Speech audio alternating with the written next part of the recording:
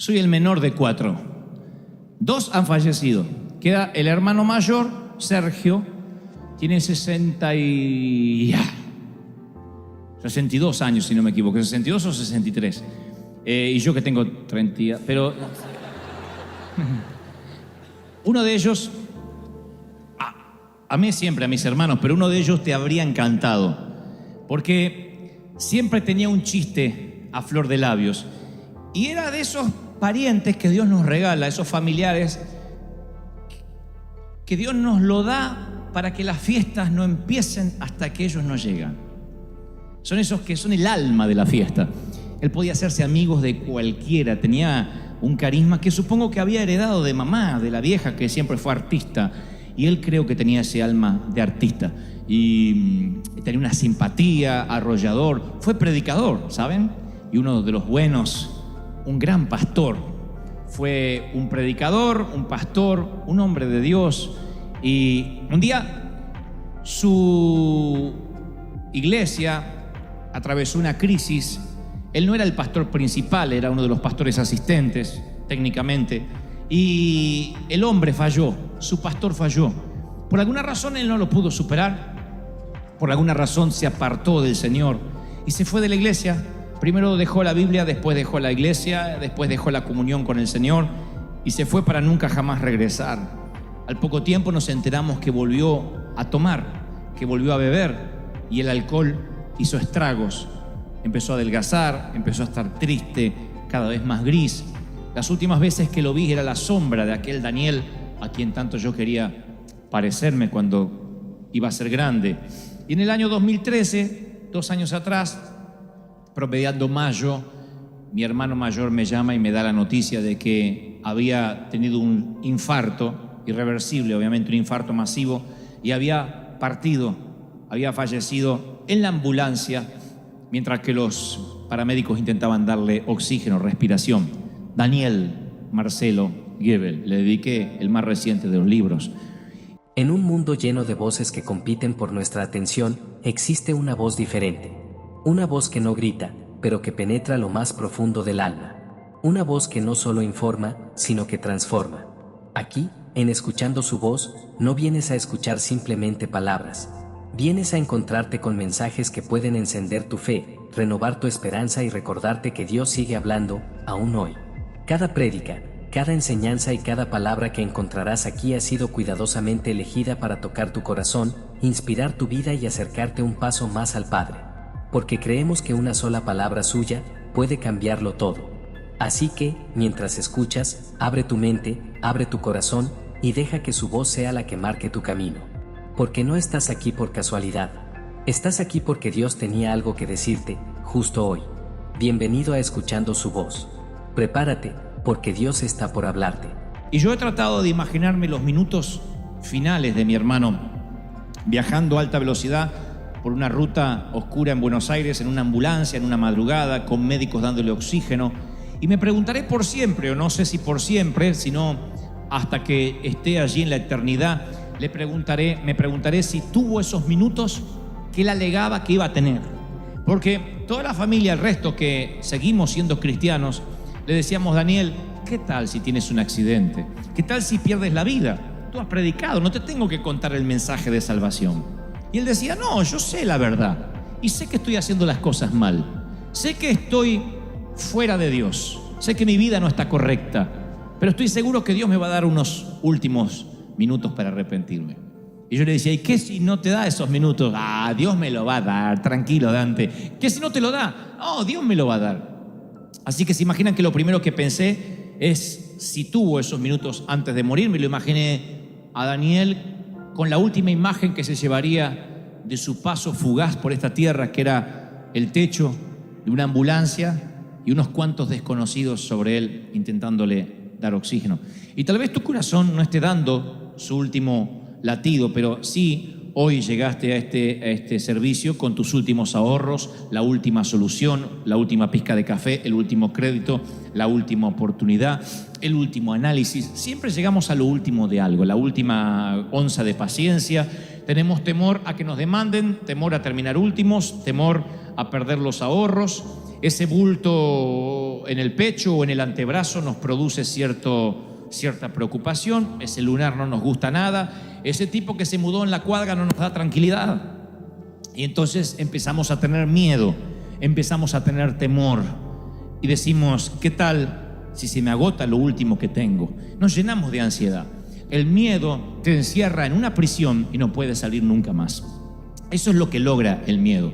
El miedo nunca logra otra cosa que meterte dentro de una prisión y no te permite salir, ni ser feliz, ni ser libre.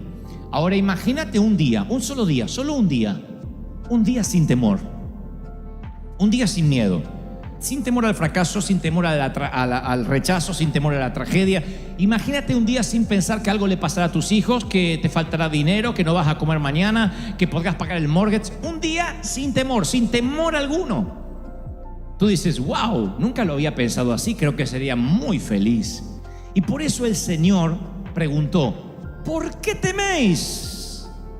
¿Por qué tienes miedo? ¿Por qué tienen miedo? Lanza la pregunta a los muchachos que estaban mojados y empapados en medio de una tormenta. Preguntarle por qué tienen miedo en medio de una tormenta atroz es como que un nadador le pregunte a otro, ¿por qué estás mojado? Porque es lógico que tenga miedo. Se supone que estamos en una tormenta y se supone que tengamos miedo. Los hombres escuchan la pregunta y están muy serios.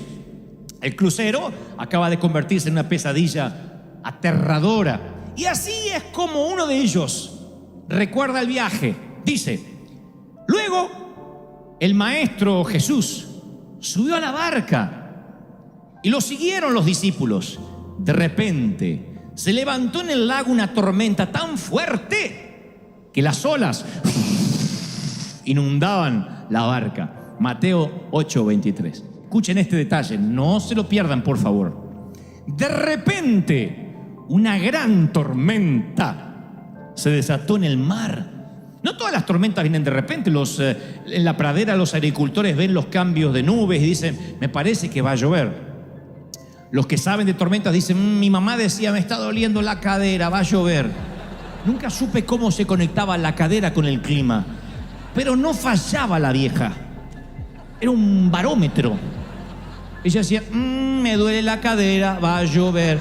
Nunca usamos servicio meteorológico. La gente venía a decirle, Nelly, ¿le duele la cadera? Sí, ¿para cuándo? Para mañana. Y se venía la tormenta. Sin embargo, dice el apóstol, no, que esta tormenta saltó como un león desde el césped, de golpe, agazapada. Y Pedro y Juan luchan, son pescadores.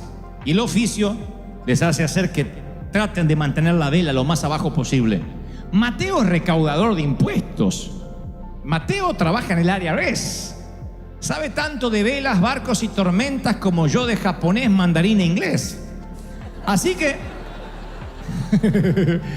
Mateo, el único esfuerzo que hace es por no vomitar o vomitar lo menos posible. La Biblia no dice que haya vomitado.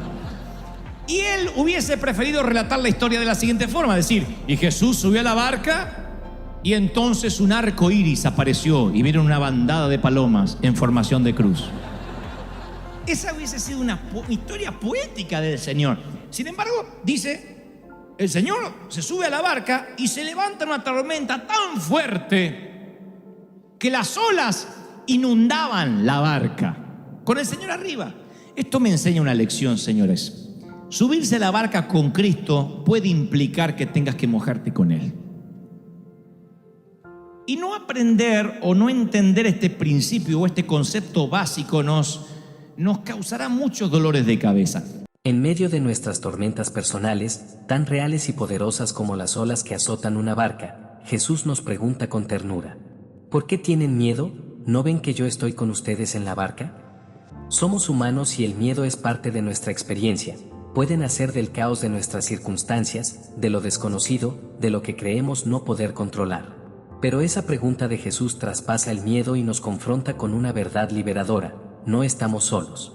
Él está justo donde tememos naufragar. Dante nos invita a mirar hacia Él, más allá de las olas que nos rodean. A reconocer que no podemos evitar las tormentas, pero sí podemos navegar con una certeza: Dios está en nuestra barca. Es una presencia que no se retira cuando el viento arrecia. Así que si hoy te sientes abrumado, si el miedo te roba el paso, detente un momento. Respira. Recibe esta palabra como un ancla. Él está contigo. Él no te dejará caer. Porque la promesa no es que no habrá tormentas, sino que, aún en medio de ellas, serás victorioso mientras confías en Él. Yo provengo de una iglesia donde se nos enseñó que si tu vida empezaba a tener tormentas es porque te habías alejado del Señor. A saber, por ejemplo, entrabas a la iglesia, mi mamá entraba con el dolor de cadera, que lo único que hacía es hacer un bien a la comunidad porque estaba haciendo de servicio meteorológico para el barrio, y ella decía, me duele la cadera. El pastor decía, no está bien con el Señor. Algo debe estar haciendo mal, si no tendría por qué estar enferma. Y los seguidores de Jesús se enferman de malaria, entierran a sus hijos, luchan con adicciones, se enfrentan temores. No es la falta de tormenta lo que los distingue, sino que Jesús está en medio de esas tormentas. No es que no van a tener tormenta, porque cuando nos enteramos que un misionero fue ajusticiado, o que perdió uno de sus hijos, o que un cristiano tuvo un accidente, decimos, ay, ¿cómo Dios? Pero eso es lo que no entiendo de Dios, si servía al Señor.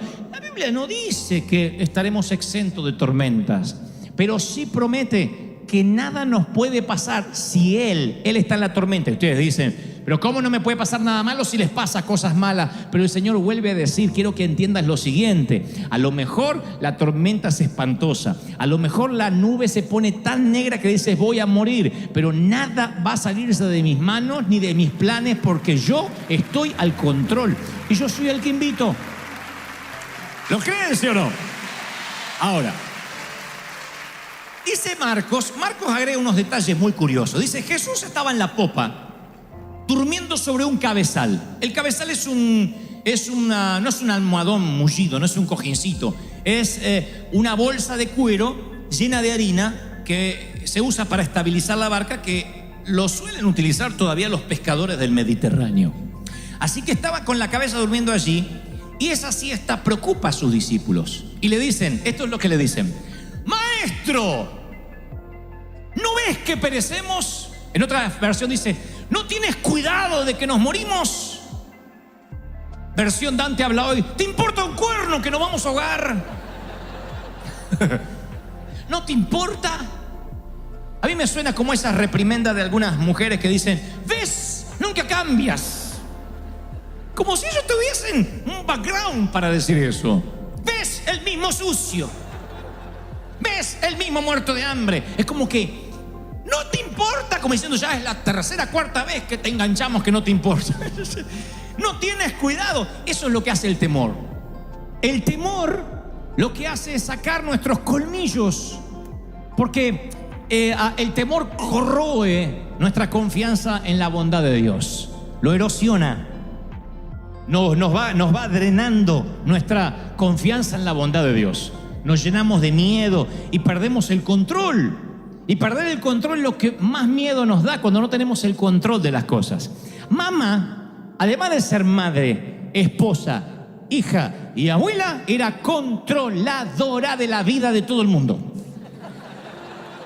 Ella podía controlar todo. Todo lo que había en su universo, que era el techo de la casa donde yo vivía, estaba bajo su control. Lo que se iba a comer, el calzón no se cambiaba si mamá no lo disponía. Ahí no se bañaba cuando alguien quería bañarse, si mamá no daba la orden. Y papá entendió eso desde que se casó con mamá. Por eso papá acuñó la frase, no sé, pregúntale a tu madre. Esa era la frase. Papá se declaró incompetente en la causa desde que se casó con la vieja. Dijo, la vieja decide, yo apruebo o desapruebo. Igual no importaba lo que dijera el viejo, porque la vieja era la última palabra. Había hablado Fidel Castro en Cuba cuando mamá hablaba. Esa era mamá. Una persona así puede manejar un automóvil, un submarino nuclear y pilotear un avión, un cazabombardero, pero nunca tenerla de copiloto, porque te enferma, aunque seas un monje tibetano. Te enferma. Mamá mantenía una charla conmigo, con mi hermano, y le decía, cuidado viejo, dobla viejo, poné la luz de giro. El clic, la baliza, por favor. Cuidado, stop, frena, está frenando el de allá. Date vuelta, dobla. Para acá no. Mi papá nunca necesitó un GPS, mamá le decía. dobla a la derecha, a la izquierda, 3 cuadras, me duele la cadera, va a llover. Todo, todo. Mamá era una controladora, una enferma del control, una enferma del control. Entonces papá ya se había acostumbrado, que ella manejaba y hacía todo, y dobla cadera, ella hablaba y hablaba y hablaba, todo, quería controlar todo. Un día le manoteó el volante al viejo. La única vez que vi a mi papá enojado. Le agarró el volante y dijo, acá, no me toques el volante. Ni a mí me defendió así mi papá en la vida cuando le tocaron el volante. Hasta ahí llegó la vieja, porque la mamá sabía que mucho no podía tampoco estirar el elástico. Hasta ahí llegó, dijo, epa, nunca más le tocó el volante, pero igual, por telepatía se lo manejaba así, la vieja. Y él doblaba. Mamá nunca hubiese podido subir un avión, porque en el avión, aunque es el medio de transporte más seguro, no tenemos control de nada. Nos quedamos allí, nos ajustamos el cinturón, no hay control de nada. Vas así, y uno no puede ver el piloto. Mamá lo que hubiese hecho. Mi mamá, miren, yo creo que ni Al Qaeda hubiese logrado lo que logró si mamá estaba en ese avión. Mamá hubiese tenido el control de todo. Cuando perdemos el control nos llenamos de temor. Perdemos el control de la salud. Perdemos el control de las finanzas. Mientras tengamos un poquito de control, la fe no es tal. La gente dice, no, yo sé que Dios me va a sanar. Aparte me dijo el médico que con este medicamento, con esta quimio me voy a sanar. Yo sé que Dios está conmigo porque aparte me lo dijo el contador, que no todo está perdido, que puede arreglar todavía los papeles. Mientras que haya una esperanza de que todavía tengo el control, no tenemos temor. Pero llega un momento en que llega la carta del banco y te dice que estás fuera, que eres historia, 5 días para desalojar. O el diagnóstico, no podemos hacer nada. Vaya a casa y pase los últimos días con su familia. O el día que nos enteramos de que el amor se fumó. O el día que nos enteramos que finalmente lo que temíamos ocurrió y no hay esperanza. Y cuando se acaba nuestra esperanza de control, es allí cuando decimos como las hermanas de Lázaro, yo lo único que quería es que lo hicieras, que sanaras a mi hermano, pero no estuviste aquí. ¿No ves que mi hermano se murió? ¿No ves que perecemos? Y la fe de resurrección es la que abandonamos. Pensamos que el Señor, hasta Dios tiene un límite. Hasta Dios puede hacer milagros, pero bueno, no tan al límite. Y yo recuerdo de mi mamá todas las frases que ella tenía, una detrás de la otra, muchos clichés, muchas frases. Y Jesús le declaró la guerra al temor, al punto tal que él mencionó 125 oraciones en modo imperativo, de las cuales 80 tienen que ver con no temas, no tengas temor, no te inquietes.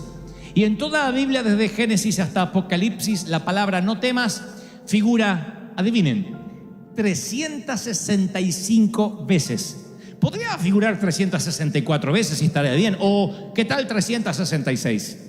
Pero solamente aparece no temas y es la única frase que se repite 365 veces. Eso tiene que tener una explicación. Y la primera que se me ocurre es la que se te está ocurriendo a ti también. Hay un no temas para cada día del año, desde el 1 de enero hasta el 31 de diciembre. No temas, no temas, no temas. Alguien necesita oírlo. No tengas miedo. No teman, ustedes valen más que muchos pajaritos, le dice el Señor a un grupo de gente. No teman por lo que habréis de vestir o de comer. Menciona en otro mensaje. Y como si no tuviera otro tema, más adelante dice, no temas, cree solamente.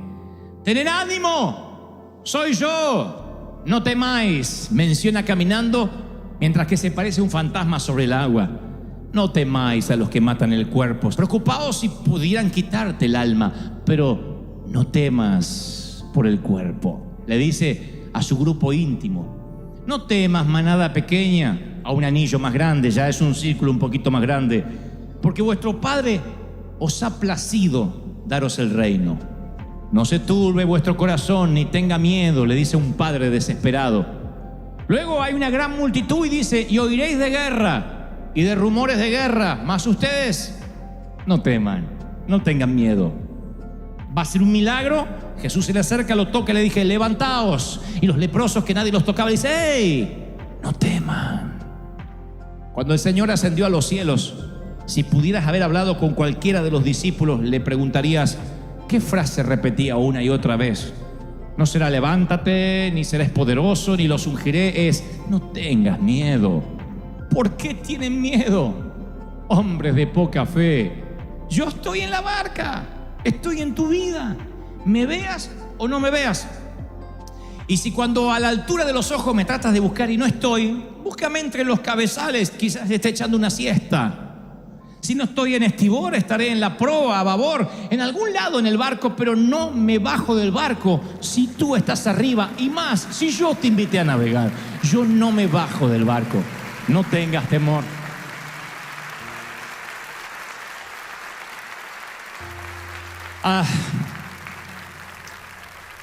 Cuando era chiquitito, 6 años de edad, insistí por mirar una serie de televisión en la República Argentina que era conducida por un actor y además guionista llamado Narciso Ibáñez Menta. Pueden buscarlo, googlearlo, Narciso Ibáñez Menta. No era tanto las teleseries que producía en Argentina, sino la forma de presentar. Él aparecía con una vela en la mano, con una capa negra, tenía una barba en punta, flaco, esquelético, y decía, voy a presentarles una historia que le pondrá los pelos de punta.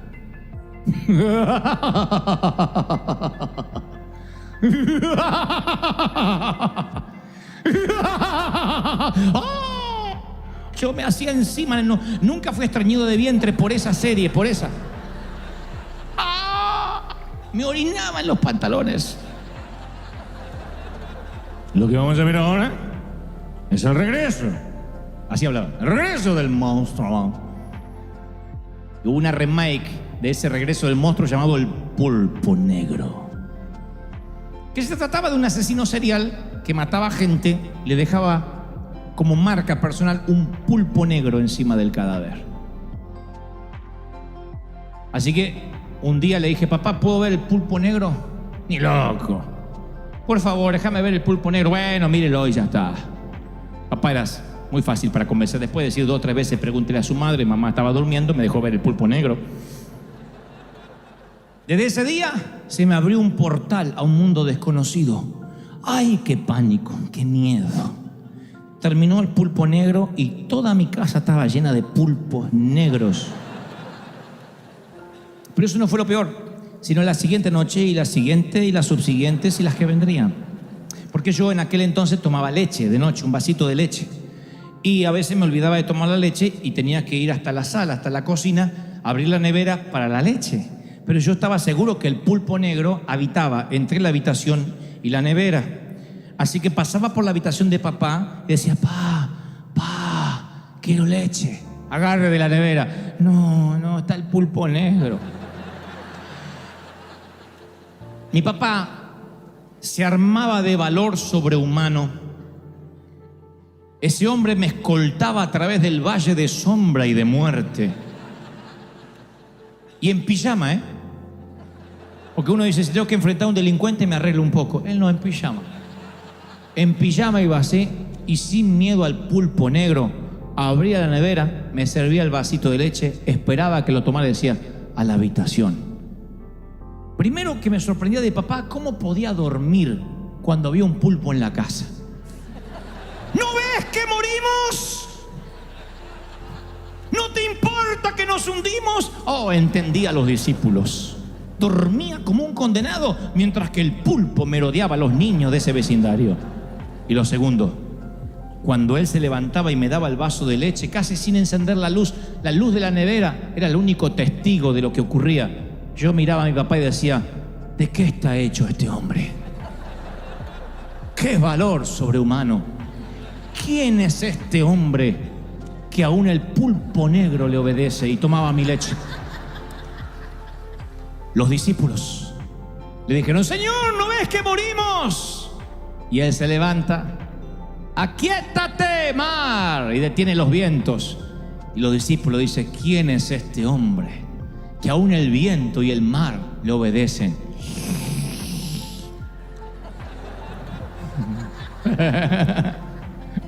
¿Entendieron? El Señor ve tu tormenta, tu crisis, como mi papá, el pulpo negro. El miedo tiene la capacidad de inmovilizarnos, de hacer que olvidemos todo lo que Dios ha hecho antes. Nos paraliza y nos susurra que no vamos a lograrlo. Pero la enseñanza central de este mensaje es clara. Cuando Jesús está en tu barca, ninguna tormenta puede hundirte. Él nunca prometió ausencia de problemas, pero sí garantizó su presencia en medio de ellos. Y su presencia lo cambia todo. Cambia el caos en calma, el pánico en paz, la desesperanza en confianza. Tal vez hoy las olas sean altas y el viento ruja contra ti. Tal vez no entiendas por qué Dios permite ciertas tormentas en tu vida. Pero recuerda, el mismo Jesús que calmó el mar con su voz es el que está a tu lado ahora mismo. Él no pierde el control, aunque a ti te parezca que todo está fuera de control. La próxima vez que el miedo intente gobernarte, pregúntate, ¿estoy mirando las olas o estoy mirando al que puede calmarlas? Porque la fe no siempre hace que la tormenta se detenga de inmediato, pero sí asegura que llegarás al otro lado. Así que no dejes que el miedo escriba tu historia. Levanta tu mirada, aférrate a su promesa y recuerda, si Él está en tu barca, no hay razón para temer. No tienes que tener temor. Él se levantó, reprendió los vientos y al mar y le dijo, ¡aquíétense! Y ellos dijeron, ¡wow! ¿De qué está hecho este hombre? Mis queridos, ese Dios que transformó una tormenta en una cálida tarde primaveral, estoy seguro que le dio una oportunidad a el Daniel, a nuestro Daniel, a mi hermano. Yo estoy seguro que él lo último que vio fue el techo de la ambulancia, pero lo próximo que vio inmediatamente fue el brazo del Señor rescatándolo. ¿Por qué lo sé? Porque no importa cuánto dure una tormenta, si el Señor está allí. Y mi propio hermano decía, yo sé en lo que he creído, sé que estoy haciendo las cosas mal, pero sé la verdad. Mi otro hermano mayor, Sergio, me llama hace unos meses atrás y me dice, Dante, yo no soy místico, no soy de tener sueños, pero soñé a Daniel, o lo vi, lo visioné. Dijo, entró por la puerta de casa y no estaba flaco como cuando murió. Estaba como cuando tenía 20 y tantos años, con esos dientes blancos todavía.